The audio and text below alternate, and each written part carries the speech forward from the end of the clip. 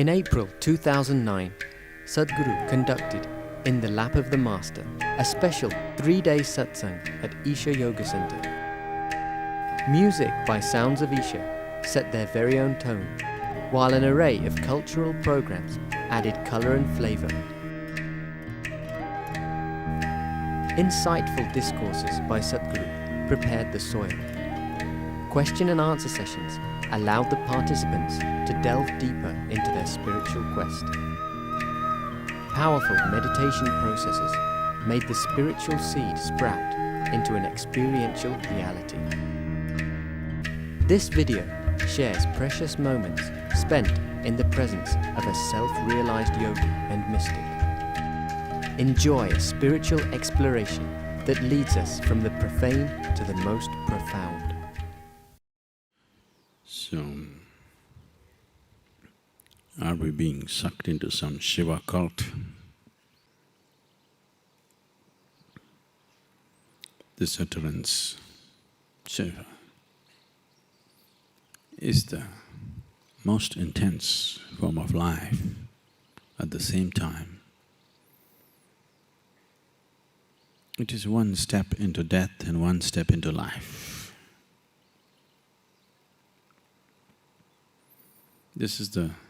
In many ways, this symbolism has been to express the nature of what this is. Innumerable stories and symbolisms have been set up. A very alive, virile-looking,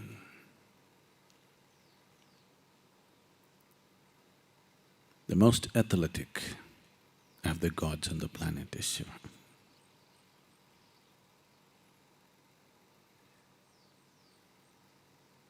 The very symbolism that's used for him is of life. On the physical plane, the life-generating phallic symbol has been used to represent Shiva in so many ways. In every way, a very physical representation of life. Because that's the only thing one can see. If he is alive in some other way, you cannot see. To show that he's alive in many other ways. That's why the symbolism of the third eye. The third eye and the phallus have been the symbols of Shiva to show you, both physically and in the innermost possible way, in the deepest possible way, he's alive to its fullest level. At the same time, he's always ash-smeared. This is to indicate that he is one step intensely involved in life, another step intensely involved in death.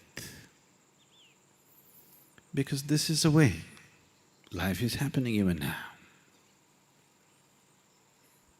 Death is not something that happens to you sometime in future. It's happening to you all the time. If you're unaware, you're ignorant, it comes to you sometime. You do not know when, but it'll come. If you're aware, in every moment, both life and death are involved. If you as much as breathe little more consciously,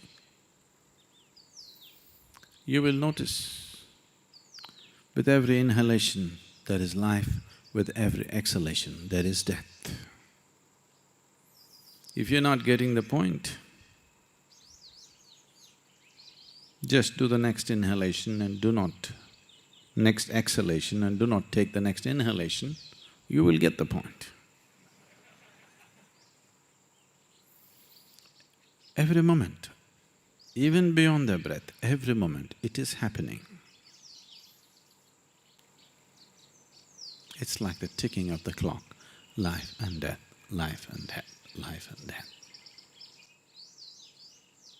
It's all the time happening. One who is aware of this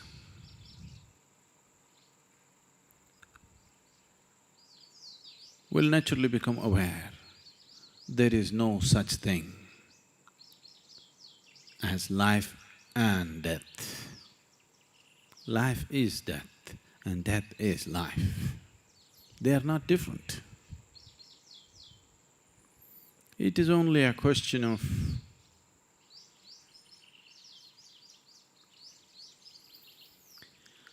the womb, the crawling out, growing up,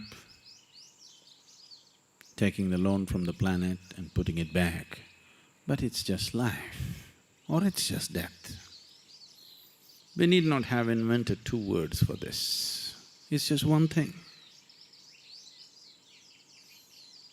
We can call it the life.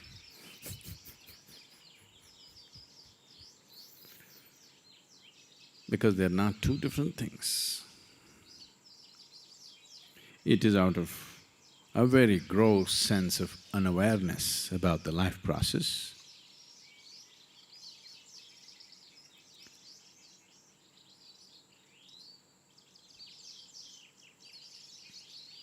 Because the wonderful gifts that have been showered upon humanity, we are using them like toys. It feels this way. This mind, this brain, capable of incredible things, but we are using it like a toy. No. I think people enjoy toys, isn't it? A large percentage of humanity is so suffering the mind that slowly it has become fashionable to teach you to become no mind.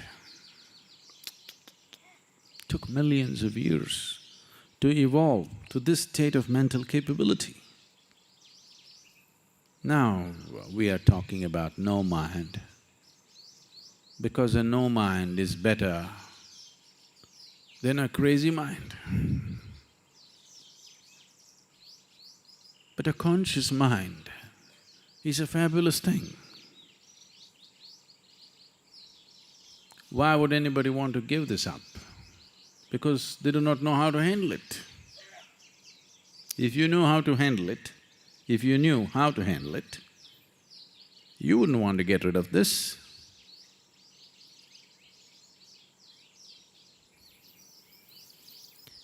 People are seeking peace.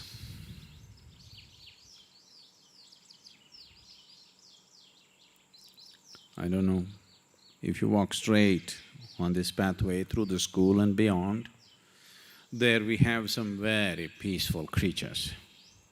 Did you see them? You didn't see the ashram cows? No? Please go, you must see them. They are really peaceful, especially at this time of the day. They're mulching what they ate through the day and very peaceful. More peaceful than a lot of saints. Just a full stomach, so much peace. Just grass. So this is all you have to do.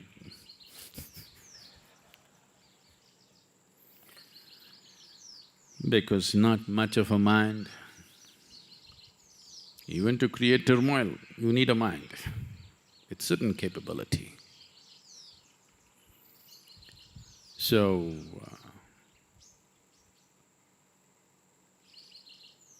this mind has become a problem only because of so many silly assumptions we've made about life. So many kinds of camouflages we have put upon life, not seeing it just the way it is. All kinds of inventions about it. Too many philosophies, too many ideologies. Oh, I'm going too far. A lot of people are just living by some silly slogan that they read somewhere.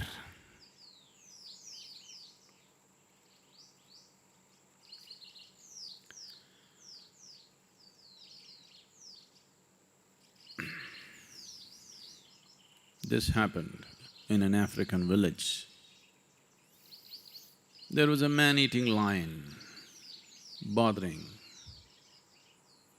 a certain village, grabbing men, women and children off and on and making breakfast of them or dinner.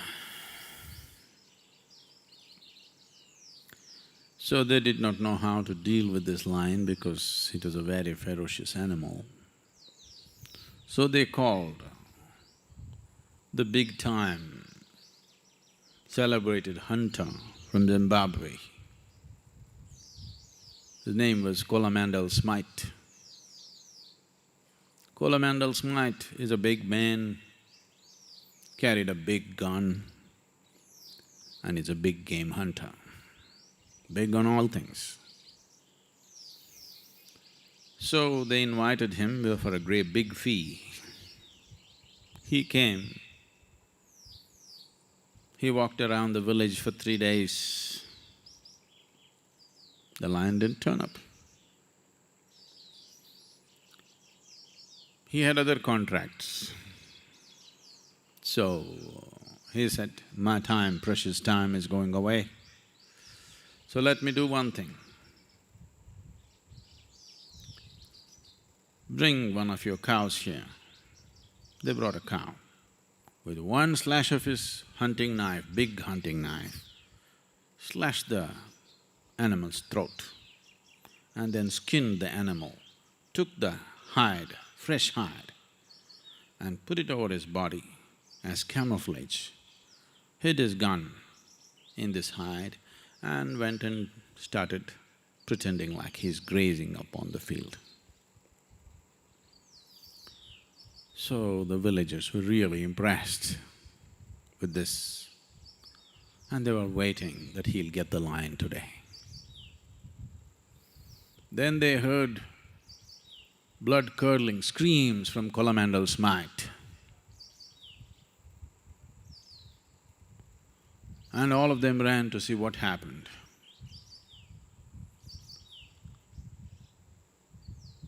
And they found a strange situation, that the bull was upon him. He started screaming, "You idiots! Why did you let the bull loose? So, you don't know which way it'll get you." Death is like this. You don't know which way it'll get you unless you have become aware that what you call as life and what you call as death are not two separate things. One who does not embrace death will not know life at all.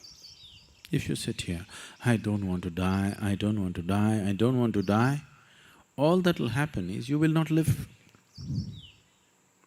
You'll anyway die, but you will not live for sure. It's not that I want to die today, but if I do, it's all right with me. I'll do everything to protect myself, to nurture myself, to take care of myself. But if I have to die today, it's okay with me. Now I can step out and live, otherwise I cannot live. Basava, a Kannada saint, a great poet, a fabulous devotee, a very beautiful devotee,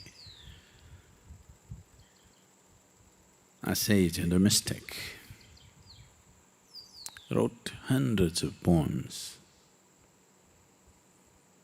but constantly he treaded many things he wrote about death, a lot of things about life, but many things about death.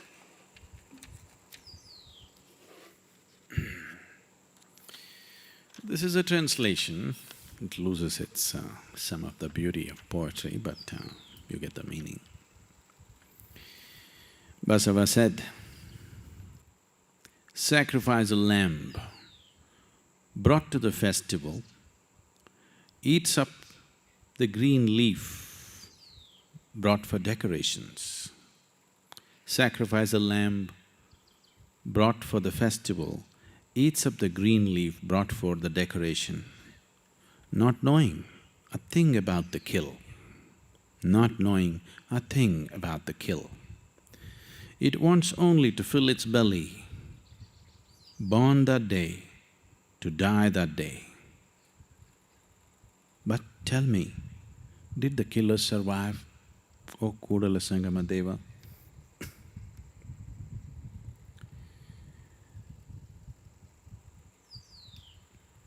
It is just that for the ignorant, death comes. For those who are aware, death doesn't come, death is. As life is, death is. If one becomes aware of this,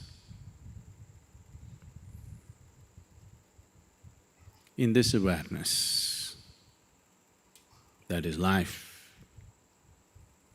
in its highest form, in its most intense form, you just walked. Yesterday I heard Swami telling you, don't go into the forest, there is a wild tusker out there and there are lions, man-eating lions, did he? There are. And all kinds of things, king cobras and pythons which will swallow you sideways, all kinds of things. Suppose you ignored this and went. If an elephant came in front of you, and if you look into eyes, don't think he looks gentle like a Ganapati, he is… You look into his eyes, the wild elephant, the tame elephants look like cows. You look at the wild elephant, his eyes, they are burning with something else that's indescribable. And the moment he makes his trumpeting noise, you will see your legs will become like rubber. You had all great ideas, in the elephant comes, how he'll run and climb the tree and do this and do that. But when you hear the sound and when you see him coming, you'll see your legs will turn into jelly and your locomotion capabilities are totally gone and you will have very leaky fundamentals.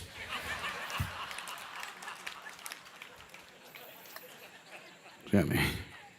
But you will become super alert. Suppose you did not get killed, you will not.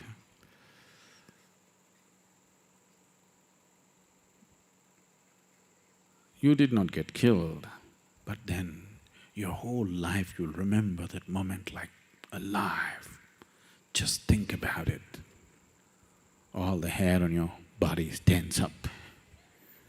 Goosebumps will come. You live for 50 years, 60 years after that event, but just the thought, everything becomes alive. That one few seconds of life, somehow you're far more alive than any other moment in your life. You forgot when you got married, but the elephant and the trumpet, you won't forget. Because you were there, life and death together. The only problem in that moment is you're unaware. If you could be aware, elephant could enlighten you right there. Moments of danger are moments when both life and death are together at the same time. If you can only manage to be aware That's it. We can call the elephant, but it's such a packed crowd, we may have to sacrifice many to make a few aware. You know Krishna? When Arjuna asked, what is the point slaughtering all these thousands of people? He said, if you can attain, it doesn't matter killing 10,000 people. That's the standard he's setting. Shall we call the… Somebody in the dark corner may survive.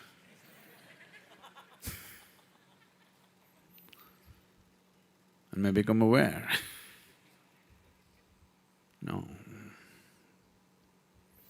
If you can be here, being aware of life and death at the same time, because both are here at the same time. They are not two separate things.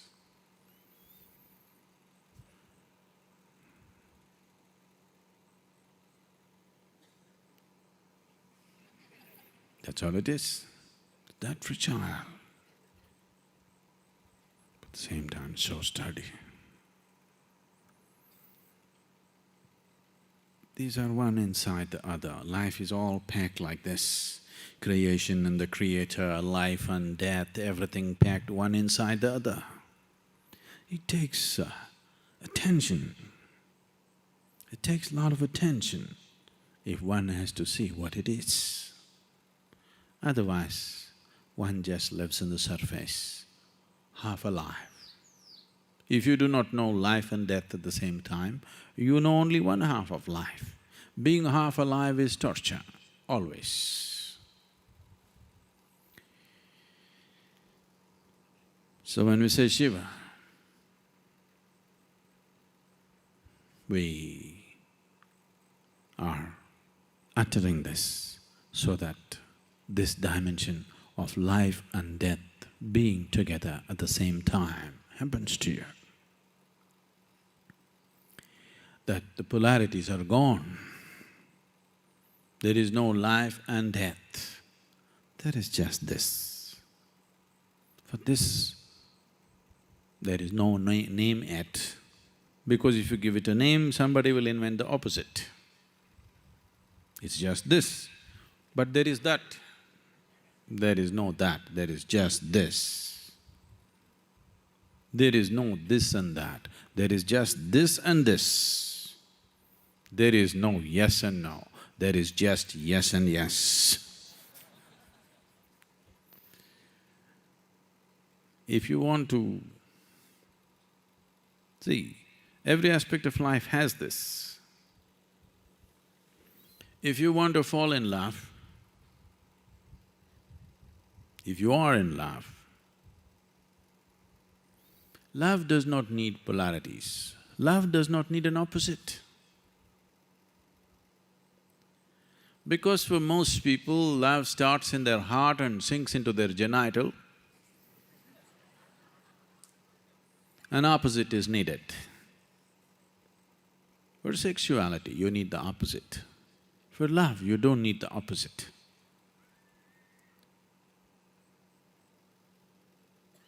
What you thought is you and something has become just this, for example, on many levels. Starting in the yogic terminology, if you want to look at it, starting from the Mooladhara, where it is about food and sleep. There is that and this. If you eat it, everything becomes this. Now, you are mentally alert, you are looking at things, there is you and the other. If you fall asleep, there is just this. There is no this and that. So this is on all levels. If it happens in the lowest chakra, low is not the word. When I say low, we're not talking high and low, we're talking geographically, southern chakra.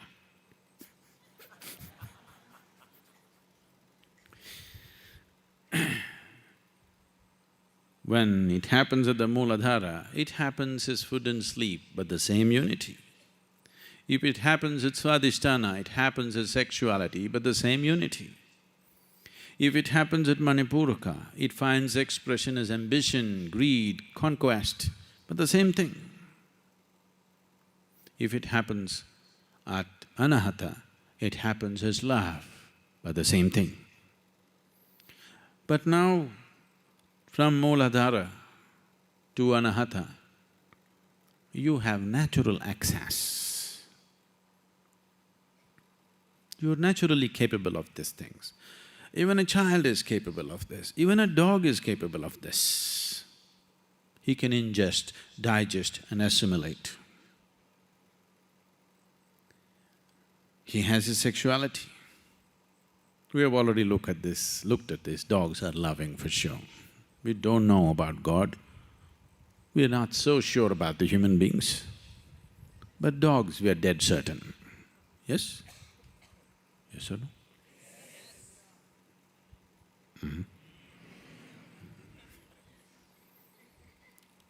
There is no question about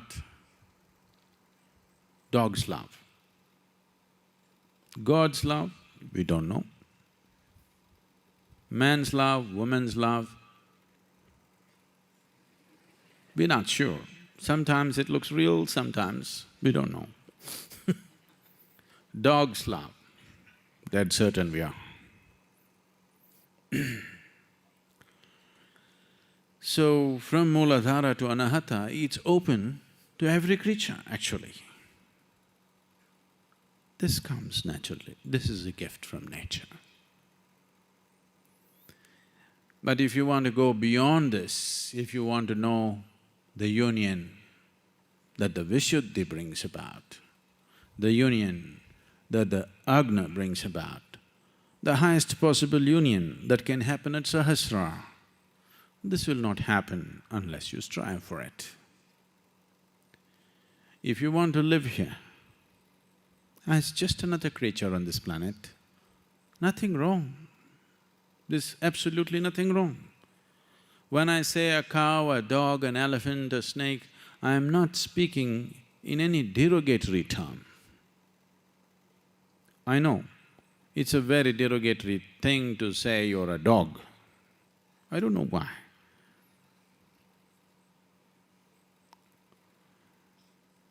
They are more steady, more people trust dogs than human beings.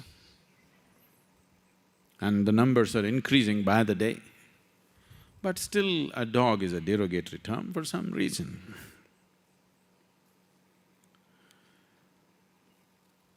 So I'm not speaking of these creatures as in any derogatory sense, but limited for sure, isn't it? The possibilities of life are limited in these forms. We are just talking about boundaries, because the basic concern of a human being is to go beyond his boundaries, always. So if you want to go beyond these four levels of union that one can know, then it needs a little more awareness, a little more devotion, a little more push. If your energies rise, if you become aware, or if you experience the union in your Vishuddhi, you will become stupidly devotional. I'm saying stupidly devotional not because devotion is stupid, but generally devotees are perceived as idiots by the well-educated world because they don't stand to their reason. Anything that does not agree with your way of reasoning seems stupid to you.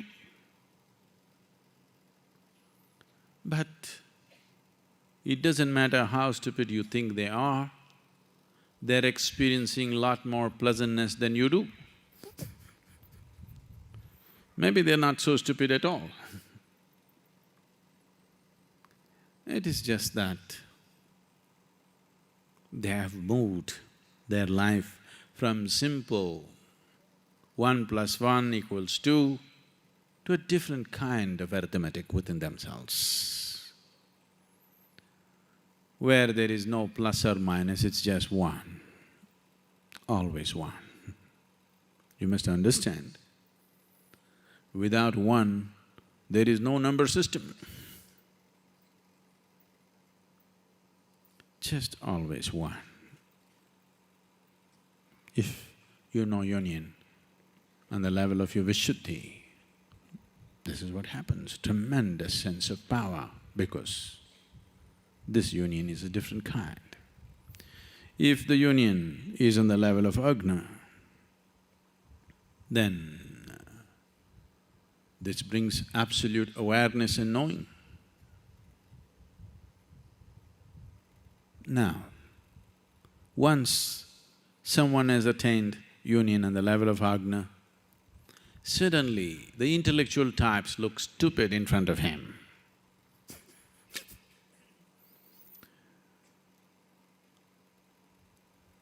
You've heard of Adi Shankara. This is the most argumentative Indian ever. He went about walking across the land looking for arguments, such unbeatable logic. People were defeated and defeated and defeated in hordes. All kinds of people came to argue with him. Whoever argued with him, they're bound to lose, because there is nobody else with that kind of logic, because a certain union that you have experienced in the Agna gives you a completely different kind of logic. You saw the unbeatable logic of Isha Yoga. Suddenly you were quite good before you came to this damn program, suddenly it makes you feel stupid. You don't seem to know anything. No? If your energies, if you find union at your Sahasrara, you're ecstatic beyond anything that you know. Shankara used to be like this, he was so argumentative and defeating people all the time in his arguments, every day picking up arguments with all kinds of people. But suddenly he would go into a temple and weep and dance like a madman. People would be shocked. We thought you were a man of reason. What are you crying? Like this. Like those buffoons who call themselves devotees, like them you're crying? We thought you were a man of true intellect.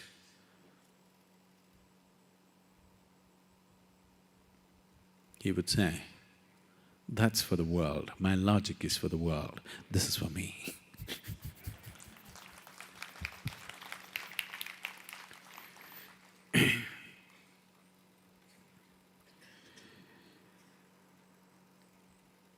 So this is a simple step one needs to take. In your awareness, if life and death are at the same time, if they are not two separate things, then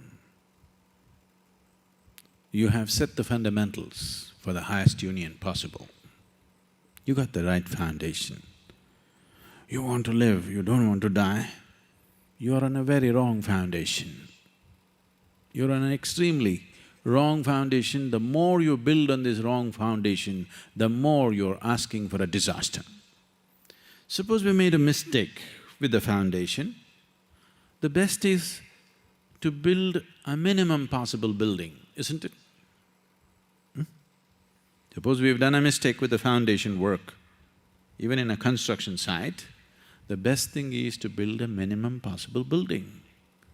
The more you build, the more you're putting yourself to risk.